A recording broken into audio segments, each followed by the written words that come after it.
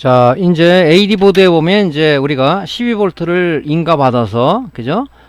스위칭 레귤레이터를 통해서 펄스 발진을 해서 2번 출력 단자로 5V가 나온다 그랬죠? 5번 출력 단자로 나오는 것은 5V는 직류가 아니라 맹류성 전원이라고 했어요. 그죠? 그렇기 때문에 쇼트키 다이오드와 LC 필터를 통해서 이제 5V, 정확한 5V를 만들어 준다. 만들어 주면 이제 뭡니까? 최종 부하가 필요한 이제 보조 전원부를 넘겨야 되는데, 바로 이제 이 LDO 레귤레이터가 바로 최종 부하가 쓰는, 그죠? 공급하기 위해서 5V를 스위칭 레귤레이터로 받아서, 그죠? 입력을 받아서 LM111G 3.33이라는 것은 5V를 받아서 3.3V를 출력하는 거다. 보통 스케일러가 3.3V가 먹힌단 말이죠. 이렇게 해서 입력을 받아서 내부의 레귤레이션 동작을 통해서 아웃풋 단자로다가 바로 이 스케일러에 3.3V를 공급해 준다. 그죠? 그런 얘기를 드렸죠. 근데 반드시 이런 전원 소자 앞단과 입력단과 출력단에는 뭐가 있다고 그랬죠? 이건 항상 머릿속에 염두에 두셔야 되는 거죠. 항상 우리가 이 컨덴서들이 입력단과 출력단에 붙어 있다. 왜 그러냐면 보통 스위칭 레귤레이터에서 나오는 이 출력 전원들은 보통 이 노이즈성을 갖고 있어요. 노이즈성을 갖고 있기 때문에 이 컨덴서에서 한번 노이즈, 그죠? 고주파 노이즈를 걸러주고 또 안정적인 전원을 공급해주기 위해서 우리가 앞뒷단에는 콘덴서가 붙어있다. 그런 얘기를 옛날에 기초 강좌에서 많이 말씀을 드렸죠. 근데 이런 것들이 보통 이제 이 모니터라든가 TV라든가 이런 부분들이 보면 3년 정도 이상 되면은 보통 용량 감퇴가 됩니다. 왜 그러냐면은 전에 콘덴서는 두 가지가 있다고 그랬죠. 이렇게 이 방폭봉이라고 그러죠. 이렇게, 그죠? 십자라든가 K자라든가 이런 게 이렇게 표시된 이것은 방폭변이에요. 이 안에는 왜 그러냐면 이 유전체로서 전에 액이 들어가 있기 때문에 걔가 온도가 올라가든가 아니 오래되면 이게 뭡니까? 이 폭발을 해요. 그렇기 때문에 이 안에 전액이라는 건 독극물이기 때문에 눈으로 들어가면 안 되기 때문에 요게 딱 갈라지면서 흐르게끔 이렇게 안전장치를 해 놓은 겁니다. 근데 좀 고가의 이제 뭐 메인보드라든가 AD보드는 우리가 이제 고체 콘덴서, 폴리머 콘덴서라고, 솔리드 콘덴서라고 보통 얘기하는데 걔는 이 방폭변이 없죠. 그죠? 그래서 그 안에는 이제 액체 전해질이 아니라 고체 전해질인 폴리머라는 게 들어가 있기 때문에 좀 용량 감퇴가 얘보다는 좀 적게 돼요. 그죠? 좀 얘보다는 수명이 길죠. 근데 전압이 안 나온다 그러면 반드시 앞뒷단에 있는 콘덴서도 우리가 살펴봐야 되는데 이런 부분들을 우리 초보 입문자들은 간과를 한다 이 얘기죠. 그래서 이런 부분들도 우리가 전압이 안 나올 때는 반드시 체크를 해야 되는데 보통 우리 지금 그 모니터 뒷부분에 보면 네임플레이트 즉 명판이 붙어 있는데 모델은 뭐고 생산 연도는 뭐고 이런 게 나와 있는 게 있잖아요. 그 연식을 보고 나서 이게 한 4년 됐다 그러면 그냥 아예 AD보드를 뭐 수리하면서 콘덴서는 그냥 다 갈아주는 게 우리 정신건강에 좋다는 얘기를 몇 번 제가 말씀을 드렸죠. 그죠? 그래야지 재콜이 안 들어온다 이 얘기죠. 그죠? 그래서 어떤 분은 뭐 눈으로 보니까 요거만 하나 터졌더라. 요거 하나만 가시는 분도 있어요. 그것은 원한이 아니다. 왜냐면 얘가 나갔잖아요. 이 콘덴서 하나 나갔다면 이 두 놈이 얘 역할을 대신했기 때문에 얘도 이미 힘이 빠져 있단 말이죠. 즉 일을 너무 많이 했으니까 얘도 지금 용량 감퇴가 됐을 거란 말이죠. 다 갈아주는 것이 정상이죠. 그죠? 만약에 이게 470 마이크로 16V 레벨이다. 쭉 다 그럼 그거 다 갈아주는 게 좋죠. 그죠? 그런 식으로.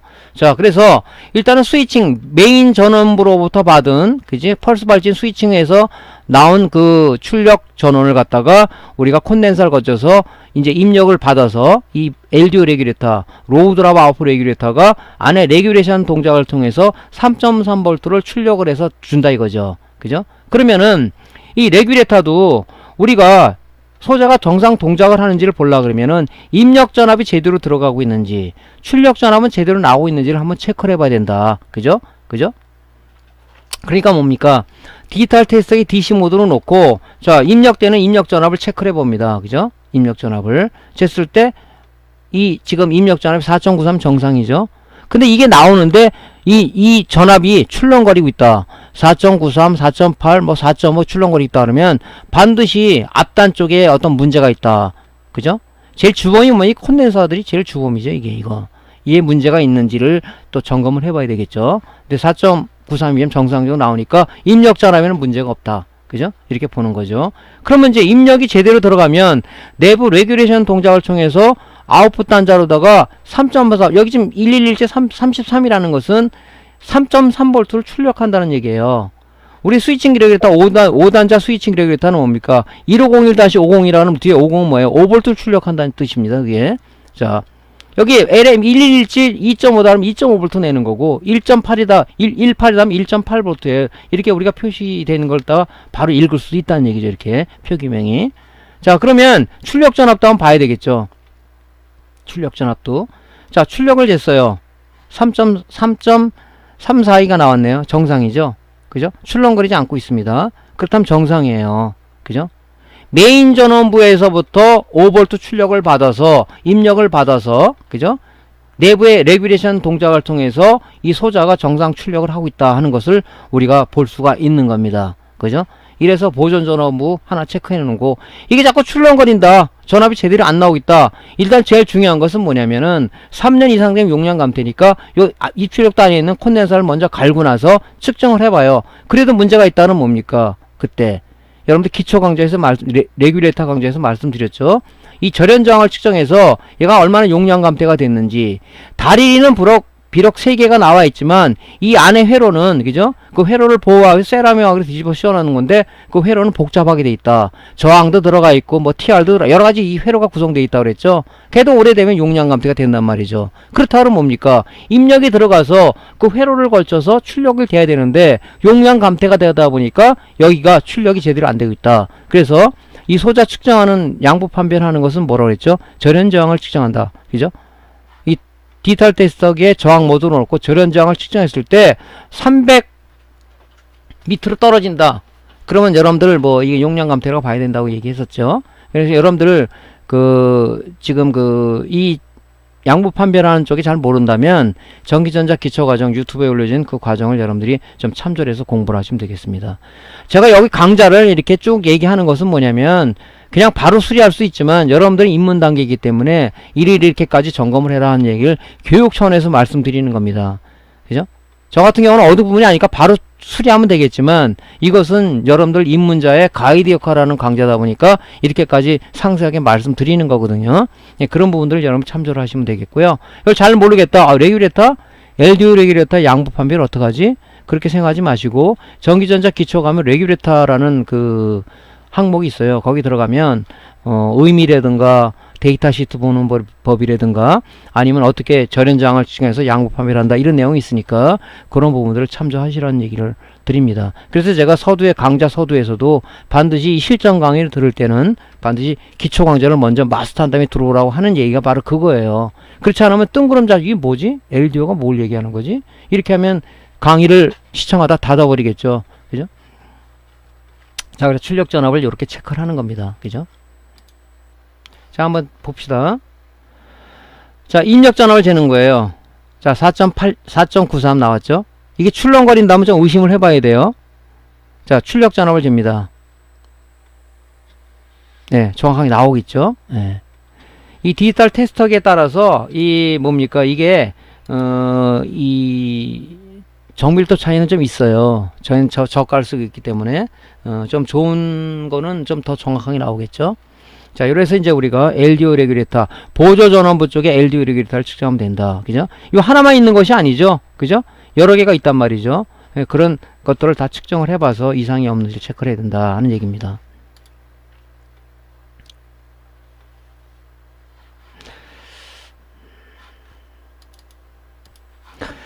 자, 다음은 이제 LED 이 드라이버가 정상 동작하고 있는지를 우리가 이제 측정을 해봐야 되죠. 왜냐면은 12V 전원을 인가받아서, 그죠? 인가받아가지고, 지금, 우리가 OSC 버튼, 온오프 버튼을 눌렀을 때, 이 시그널이 트리거 신호가 MCU로 가서, MCU에서 연산된 값이 어디로 들어간다 그랬죠? 이 케이블을 타고, 이네이블 신호가 바로 여기 PWM 이네이블 단자로 들어갔을 때, 얘가 펄스 발진을 해서, 드레인에 대기하고 있던 12V를 게이트에 공급해 줌으로써 온오프를 스위칭을 해갖고 뭡니까? 승합된 AC 전류를 만들어 준다 그랬죠? AC 전원이기 때문에 우리가 LED 바는 뭡니까? LED 바는 전자 소자죠. 플러스 마이너스 극성이 있기 때문에, 그죠? 교류를 공급해서는 동작을 안 됩니다. 그렇기 때문에 우리가 뭡니까? 쇼트키 다이오드와 LC 필터를 통해서 승합된 AC 교류 전류를 뭡니까? 직류로 만들어서 이 케이블을 타고 바로 LED 바에, 그죠? LED 바에 전류를 공급하는 거죠. 그죠? 공급하는 거죠. 그러니까 우리가 이 LED바의 이 출력 전압이 제대로 나오고 있는지를 먼저 체크를 해봐야 되는데 어떻게 해야 되냐면 디지털 테스터기에 DC 모드로 놓고요. 지금 LED바에 보면 플러스 단자이죠. 플러스 단자 여기다가 우리가 플러스 리드봉을 대고, 그죠? 자, 온 버튼을 눌렀을 때 뭡니까? 이 시그널이 어디로 들어간다 그랬죠? 온오프 시그널, 이 트리거 신호가 바로 이 케이블을 OSD 케이블을 타고 MCU로 들어가서 내부의 연산 과정을 통해서, 그죠? 연산 과정을 통해서 뭡니까? 이네이블 신호가 바로 이 케이블을 타고 어디로 들어가냐? 바로 PWM 이네이블 단자로 들어가는 겁니다. 지금 이 FET 드레인에는 12V가 대기하고 있겠죠. 여기서 넘어와서. 그 다음에 이 전압 강화기를 통해서 PWM이 동작하기 위한 V선을 공급되고 있어요. 하지만 LED 드라이버 PWM은 뭡니까? AD 보드로부터 이네이블 신호가 들어오지 않으면 얘는 동작을 안 해요. 그냥 대기만 하고 있는 거예요. 그죠? 들어왔을 때 펄스 발진은 해가지고 뭡니까? 온오프 신호를 바로 이 FET 게이트에 주는 거죠. 온타임과 오프타임 줬을 때 스위칭을 해서 이제 뭡니까? DC를 AC와 승합된 AC를 만들어 주겠죠. 그죠? 그래서 이 쇼트키 다이와 LC 필터를 통해서 들어가는데 온 버튼을 눌렀을 때, 그죠? 이 지금 드라이버 보드 LED 바로 공급되는 이 전압이 제대로 나오고 있는지 측정 한번 해봐야 됩니다. 그죠? 양부 판별하기 전에 이런 걸 전에 이게 우리가 먼저 출력단부터 체크하라고 했죠. 항상 그게 이제 원칙이죠. 그죠? 출력 전압 체크 안 하고 이게 이 소작 측정하지 말고 출력을 한번 재보시라고. 우리 립스보드 SMPS 파트도 뭐라고 그랬습니까? 220V 전원을 인가하고 출력단 2차 측 출력단에 5V 12V가 제대로 나오는지를 보라고 그랬죠. 나오면 정상이에요. 제대로 나오고 있는지 뭐 앞단 스위칭 회로서부터 1차 정류회로가 막 뒤지고 있는 사람이 있단 말이죠. 그건 좀 미련한 방법이다. 그죠? 그래서 지금 LED바가 잘 안 켜지고 있다. LED바 안 들어오고 있다 그러면 일단은 걸어가지고 이 출력단에, 그죠? 출력단에 제대로 공급 전압이 나오고 있는지를 측정해 보면 되겠죠. 출력단부터 재라고 했으니까. 그죠?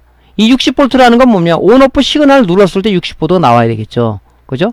자, 누른 상태에서 뭡니까? 그죠?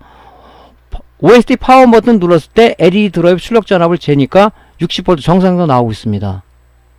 그럼 조금 있으면 꺼지겠죠. 왜냐면 어떤 그 영상 신호가 들어오지 않으면 MCU가 판단해서 시그널을 끊어버리는 거죠. 절전 모드로 동작합니다. 그죠? 조금 있으면은 이 LED가 이 지금 적색으로 파란색으로 들어와 있죠. 정상 동작된다고. 조금 있으면 절전 모드에 이게 빨간불로 변하는데요. 그럼 이 전압이 떨어진단 말이죠.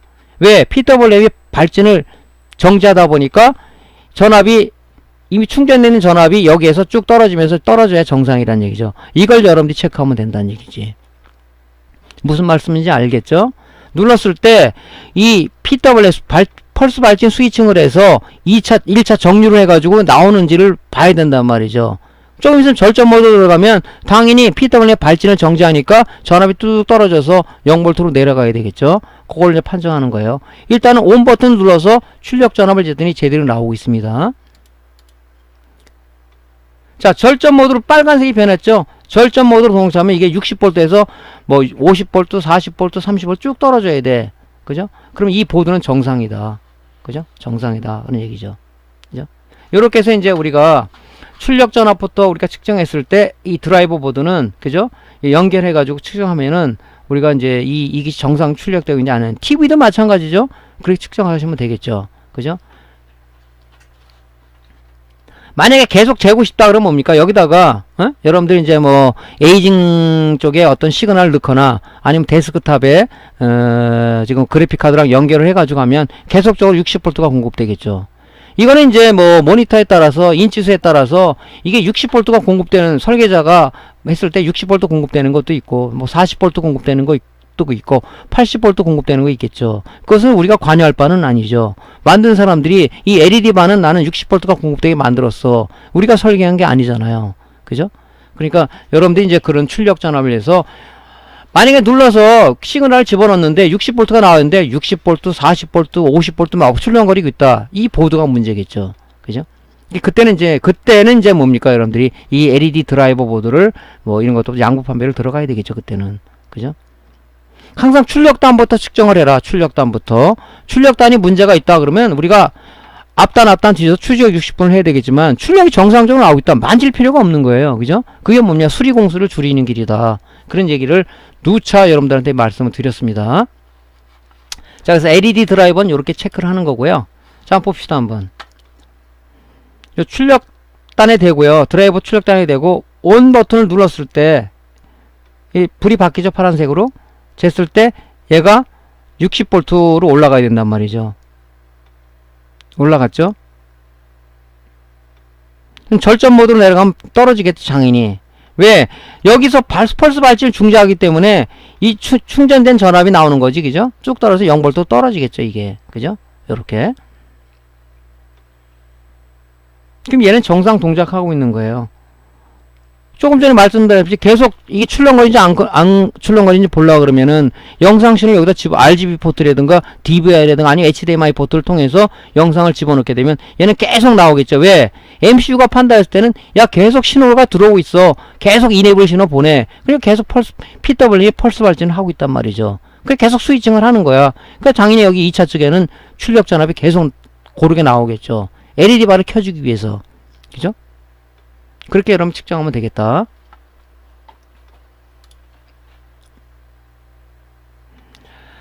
자, 이제 우리가 또 중요한 것은 뭐냐면은, 이제, 모든 전자회로 컨트롤은 바로 MCU에서 한다고 그랬습니다. MCU. 그죠? 마이컴이라고 얘기하기도 하고, 아니면 MCU라고 얘기도 해요. 그죠? 마이크로 컨트롤 유니트다.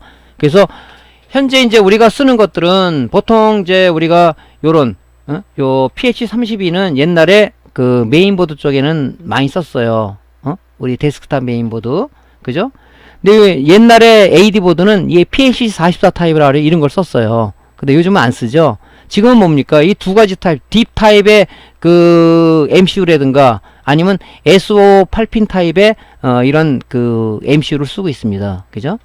근데 보통 MCU라는 것은 뭐냐면 이 디바이스 자체 분량은 이렇게 많지는 않습니다. 옛날에 이런 노바텍 같은 건 이거 MCU 자체도 디바이스 분량이 많았는데 이제 SoC 8핀으로 가면서 거의 디바이스 분량보다는 뭡니까? 이 디바이스 안에는 뭐가 들어있다 그랬죠? 폼웨어. 쉽게 생각하라고 했죠. 데스크탑 같이 운영체제가 들어있다. 이게 하드라고 생각한다면 이 하드에는 우리가 뭐가 심어져 있죠? 윈도우 7이라든가 윈도우 C 운영체제가 심어져 있죠. 이거 운영체제가 들어있다는 생각. 그걸 우리가 이제 AD보드에서는 폼웨어다. 그렇게 얘기를 하죠. 메인보드에서는 뭐 폼웨어라는 얘기보다 바이오스다. 이렇게 얘기를 하는데.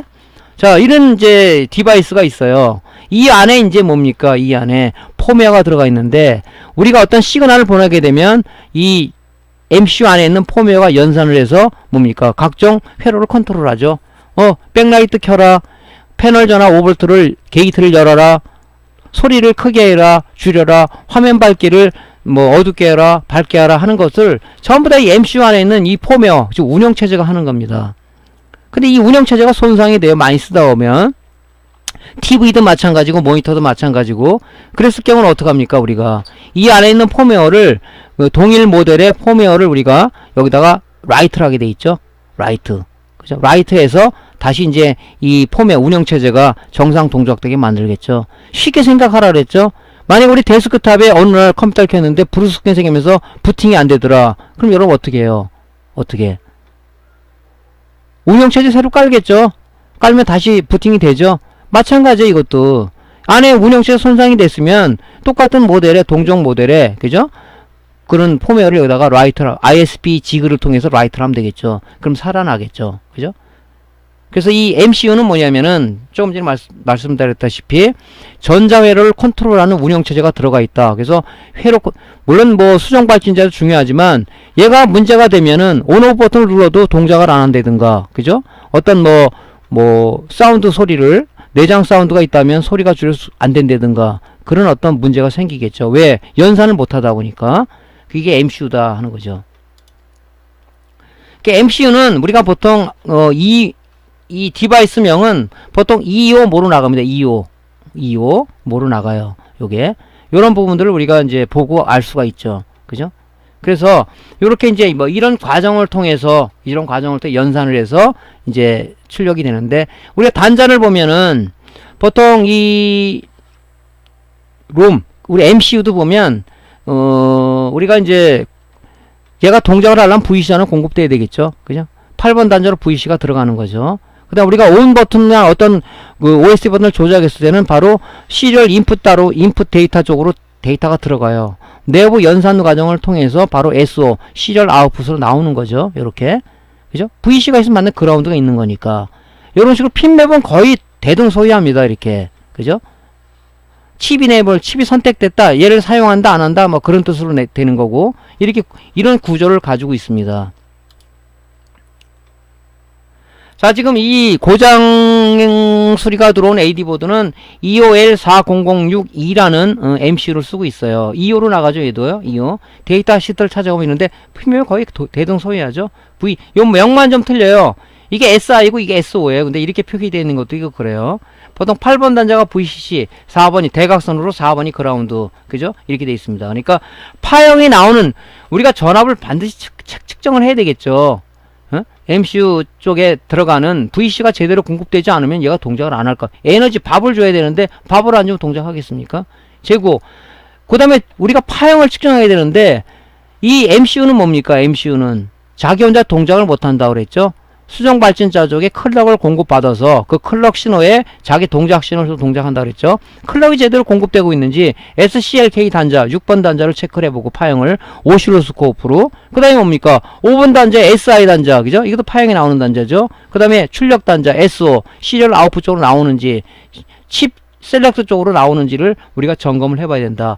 파형이 나오는 것은 뭡니까? CS 단자, SO 단자, SI 단자, 클락 단자, 여기서 파형이 나오는 거예요. 네 군데에서. 이 파형을 우리가 측정을 해봐야 돼요. 파형이 안 나온다? 그럼 분명히 폼웨어 손상이라고 보는 거죠. 이 파형 가지고 폼웨어가 손상됐다 안 됐다를 우리가 오실로스코프로 측정하는 거죠. 그죠? 이 디바이스 잔량 자체는 분량이 이렇게 많지가 않아요. 거의 없다고 봐야죠.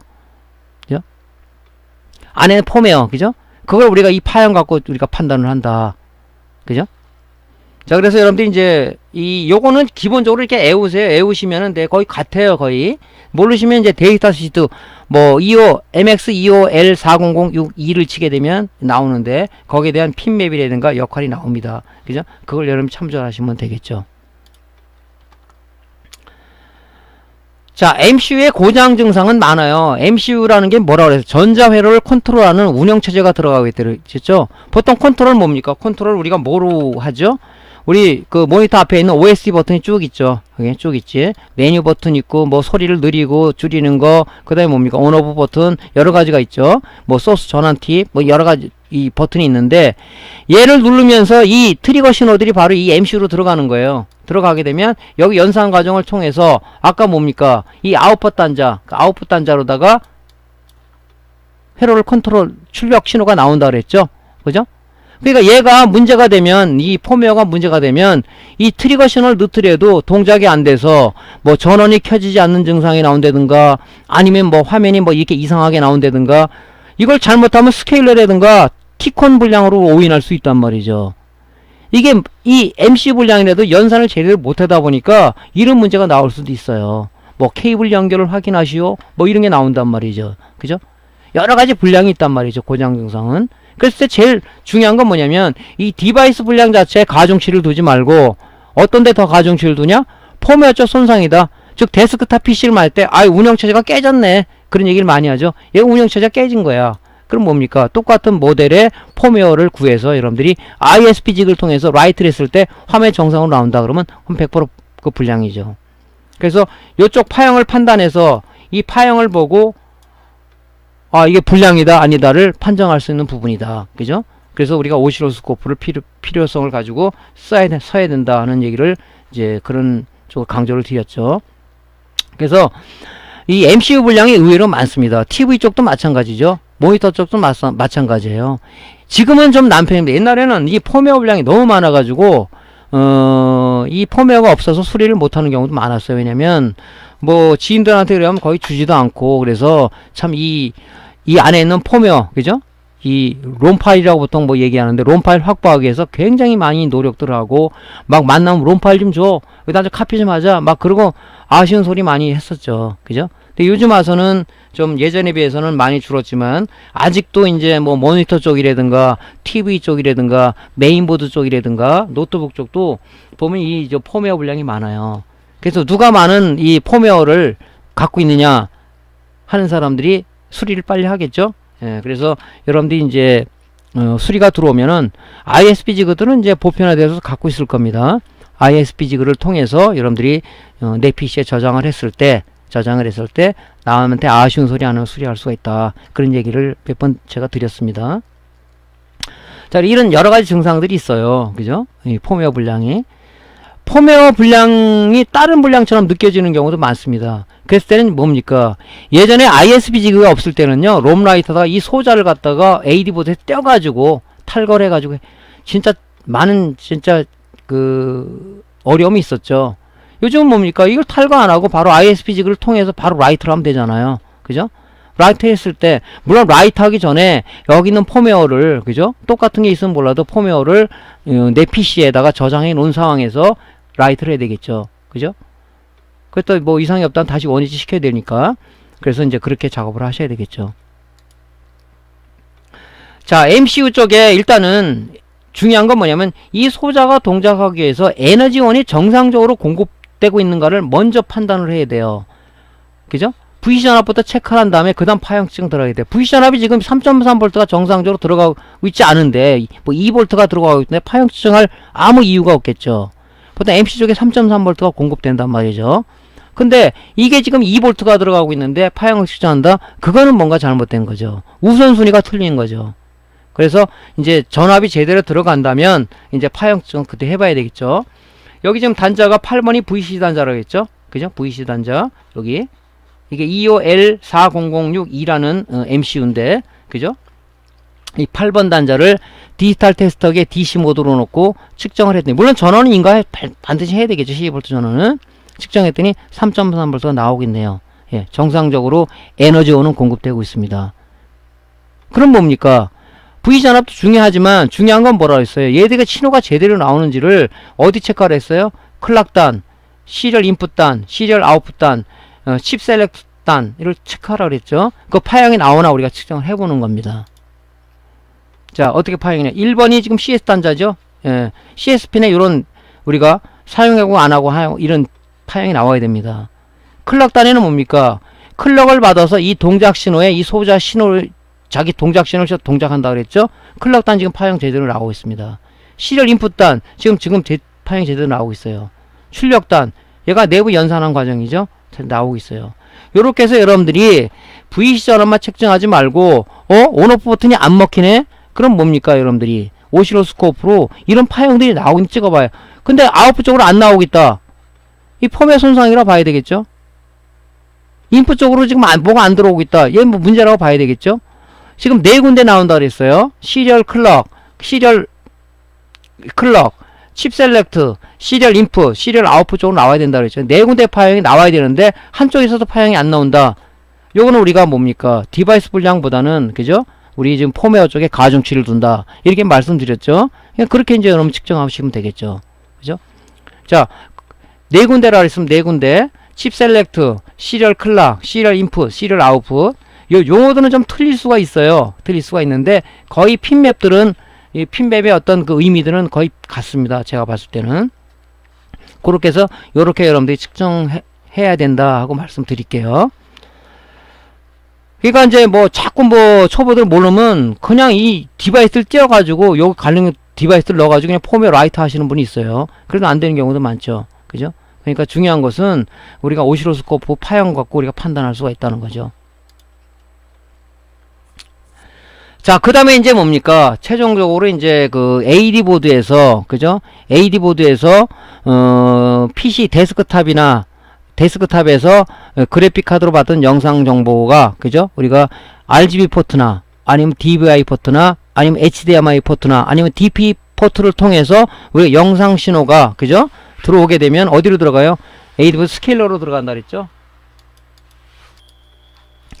자, 스케일러로 들어가게 되면은 그래픽 카드로부터 받은 영상 신호를 갖다가 막바로 패널이 우리가 인식할 수 있는 신호는 아니에요. 그래서 AD 보드의 스케일러로 1차 들어가게 되면 거기서 그 패널 보드가 인식할 수 있는 LVDS 신호로 바꿔주는 거죠. 바꿔줘서 이 케이블을 타고 바로 1번부터 요 핀까지 우리가 들어와서 여기 이제 요 신호가 어디로 들어가냐, 바로 그 패널 보드 쪽에 T콘, 즉 타이밍 컨트롤러 들어가서 거기서 이제 신호를 2차 가공을 하는 거죠. 그죠? 비로소 액정 패널이 인식할 수 있는 신호를 거기서 위치 정보와, 그죠? 아날로그 화서 전압으로 변경해서 타이밍 컨트롤러가 LDI, LCD 드라이버 IC에다 줘서 우리가 액정 화면에 영상을 구현해 준다. 그런 얘기를 개통도를 갖고 말씀을 드렸죠. 그래서 LVDS 쪽에 신호, 지금 VC 전압이 제대로 들어오고 있는지, 또 스케일러에서 그래픽 카드로부터 받은 정보가 제대로 들어오고 있는지, 그런 부분들을 우리가 여길 체크를 해야 돼요. 이렇게 이쪽으로. 그죠? 그걸 우리가 지금 이제 작업을 해야 된다는 얘기죠. 그래서 보통 이제 LVDS 케이블 보면 보통 2가 빠진 요 부분이 있어요. 그 부분 우측이 뭐냐, 여기에 VC 28, 29, 30분이 VC 단자입니다. 앞에 자는 뭐예요? 영상 신호, 즉 LVDS 신호가 들어오는 거죠. 스케일러부터 들어오는 단자죠. 그래서 핀맵을 보면 이렇게 돼 있죠. 쭉 돼 있는데 요 그라운드는 뭐 우리가 접지 부분이 체크할 필요는 없겠죠. 그죠? 그라운드 부분은 나머지가 신호가 들어오는 부분이고 28, 29, 30 부분이 VCC다.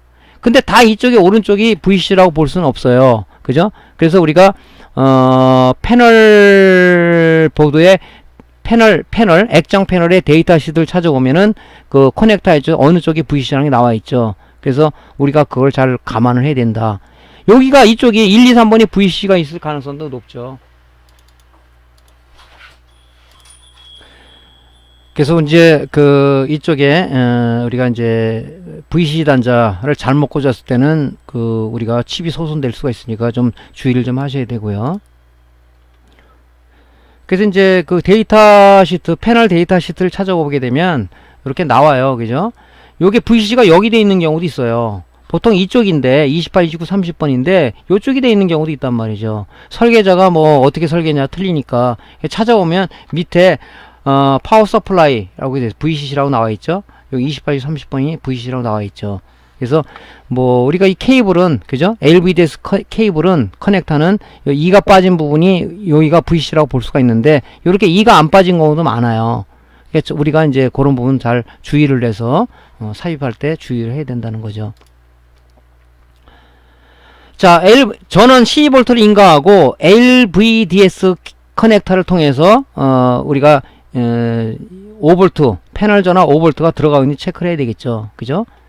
그래서 ON 버튼을 눌렀을 때 5V가 지금 나오고 있습니다.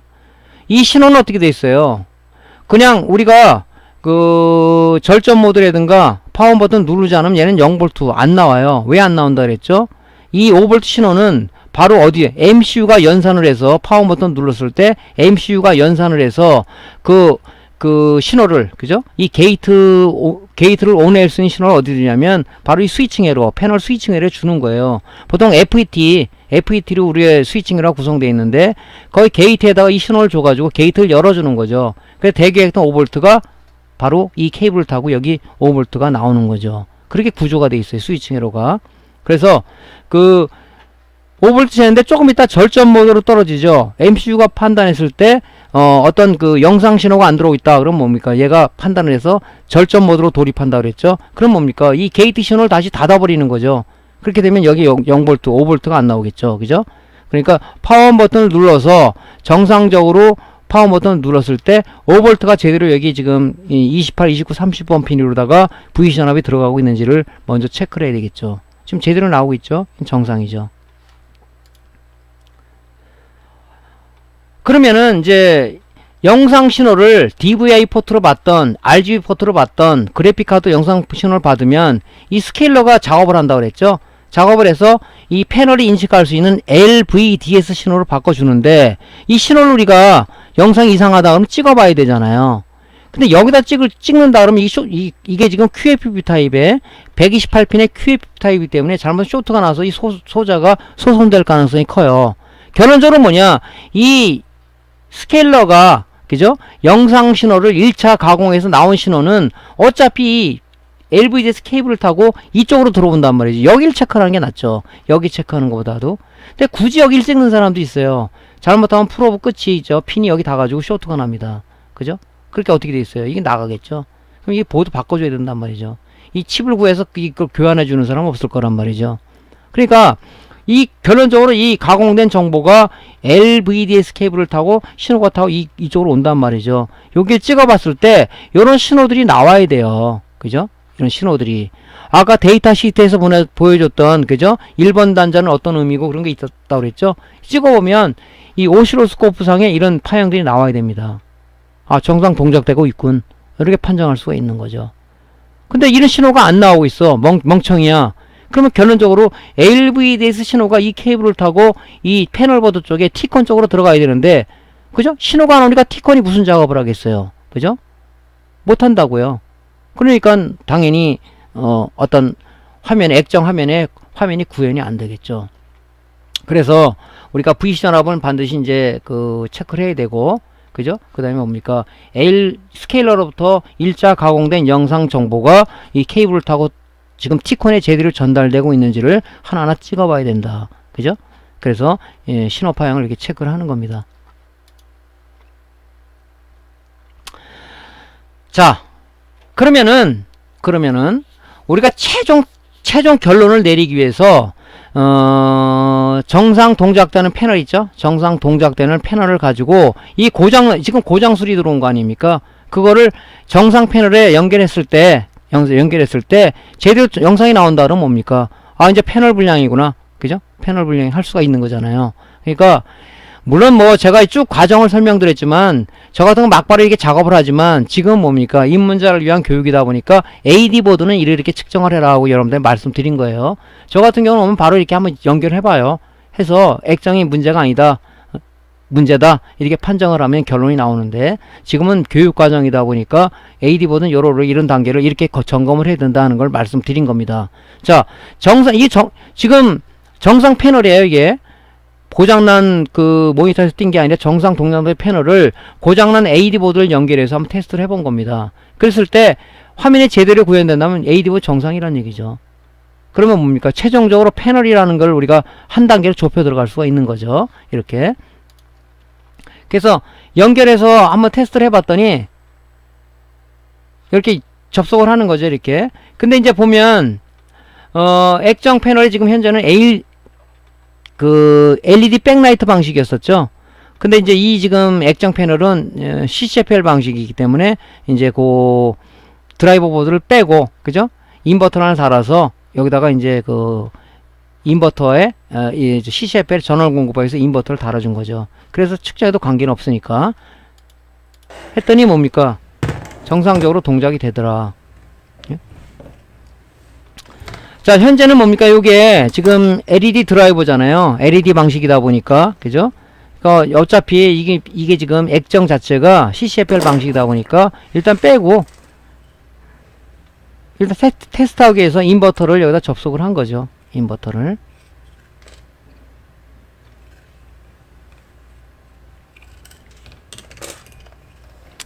여기 PCB 홀더 같은 게 있으면 작업하기가 좋습니다. 이렇게 거치해서 여러분들 전에 한번 제가 설명을 드렸는 것 같은데, 그럼 작업하기가 좋죠. 그죠?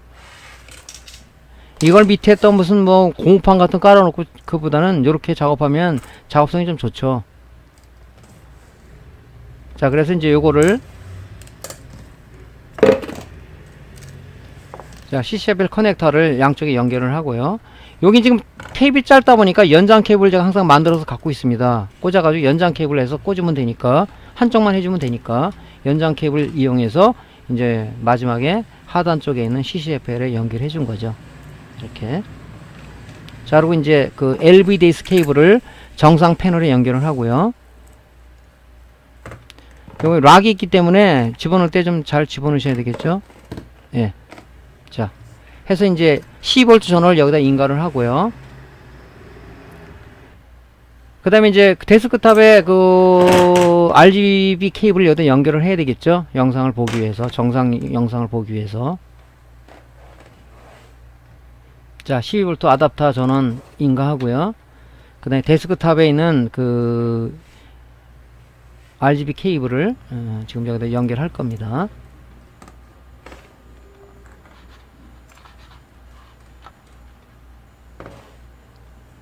자, 온 버튼을 눌렀을 때, 그죠? 이제 시그널이 들어가니까 계속 켜지겠죠? 왜냐면, 영상 정보가, 신호가 들어가고 있으니까, 예, 패널 지금 정상 나옵니다. 그죠? 나오죠? 화면이. 그렇다면 뭡니까? 결론에 도달한 게 뭡니까? 그죠? 패널 불량이다. 그래, 패널 불량이다. 이제 그 고장 수리 들어온 게 최종 결론에 도달했죠?